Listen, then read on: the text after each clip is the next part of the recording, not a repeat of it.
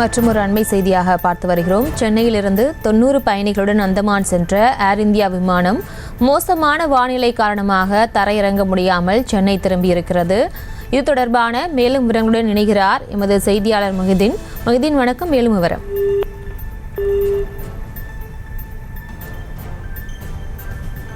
சென்ற ஏர் இந்தியா விமானம் அங்கு நிலவும் மோசமான வானிலை காரணமாக தரையிறங்க முடியாமல் மீண்டும் சென்னை திருப்பிவிடப்பட்டது. சென்னையில் இருந்து அந்தமானுக்கு செல்லக்கூடிய ஏர் இந்தியா விமானம் இன்று காலை 5 மணி அளவில் 90 பயணிகளுடன் சென்னையிலிருந்து புறப்பட்டு சென்றது. அந்தமான் அருகே விமானம் சென்ற போது அங்கு நிலவும் மோசமான வானிலை காரணமாக விமானமானது வானத்தில் வெகு நேரமாக வட்டமடித்துக் கொண்டிருந்தது.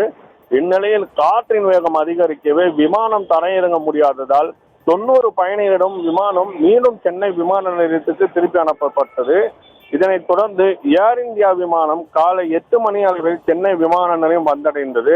இதேபோல் ஆகாசா விமானமானது 2 நாட்களுக்கு முன்பு மீண்டும் சென்னை திருப்பி விடப்பட்டிருந்தது. தற்பொழுது அங்கு மோசமான வானிலை காரணம் நிறைவு வருவதால் இந்த விமானமானது இன்னும் அந்தமான் செல்ல முடியாமல் சென்னை விமான நிலையத்திலே நிறுத்தி வைக்கப்பட்டுள்ளது. தற்பொழுது 90 பயணிகளும் சென்னை விமான நிலையத்தில் தங்க வைக்கப்பட்டுள்ளனர். பிரியங்கா, செய்திகளை உடனுக்குடனும் துல்லியமாகவும் தெரிந்து கொள்ள சப்ஸ்கிரைப் பண்ணுங்க.